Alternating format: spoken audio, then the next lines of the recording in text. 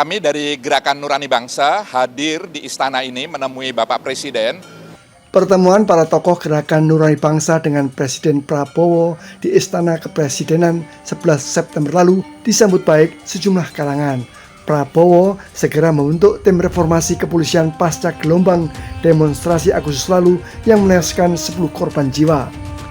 Apa yang kami sampaikan diterima dengan baik oleh Bapak Presiden, bahkan beliau membahas secara detail satu persatu, poin demi poin, apa yang kami sampaikan. Yang intinya adalah selain apa yang sudah dikenal oleh masyarakat dengan istilah 17+8, tapi di luar itu juga banyak tuntutan lain yang semuanya kita bersyukur sebagaimana yang disampaikan oleh Bapak Quraish Shihab, Bapak Presiden tidak hanya menerima tapi juga memahami, bahkan membahasnya secara detail itu.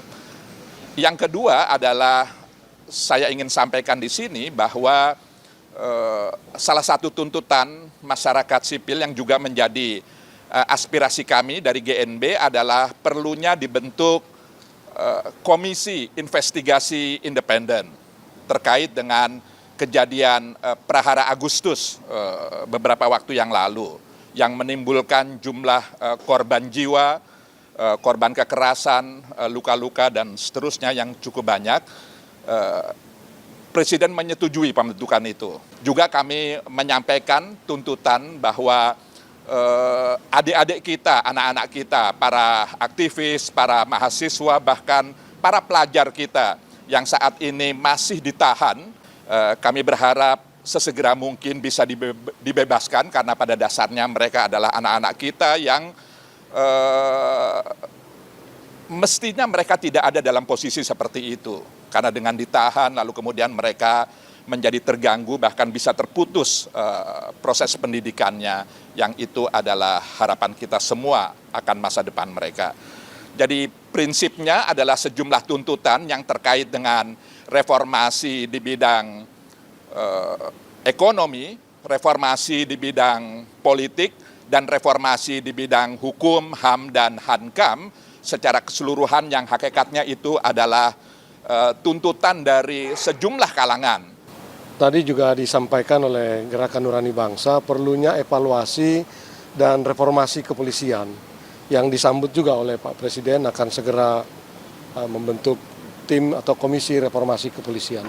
Saya kira ini juga atas tuntutan dari masyarakat yang cukup banyak. Banyak pihak meyakini reformasi di tubuh Polri akan menyentuh pada pergantian Kapolri.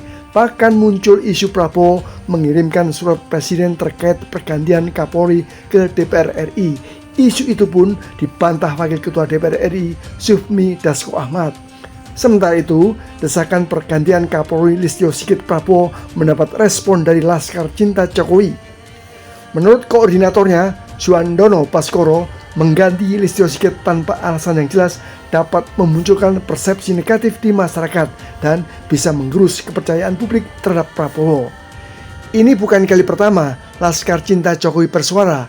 Saat gelombang demonstrasi mencapai puncaknya akhir Agustus lalu, kelompok relawan pendukung Jokowi itu mendesak Prabowo mundur karena dianggap tidak bisa menjamin rasa aman rakyatnya.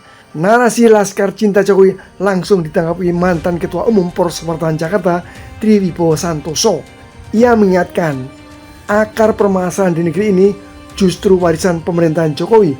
Faktanya sederhana, aparat keamanan yang bertugas di lapangan dari Menko Polhukam, Panglima TNI, Kapolri, hingga Mendagri, semua warisan Jokowi. Kapolri Listio Sigit merupakan orang kepercayaan Jokowi semasa keduanya merintis karir di Solo. Jadi, dalam batas ini, publik paham Laskar Cinta Jokowi sekedar melaksanakan tugasnya sebagai ternak Mulyono.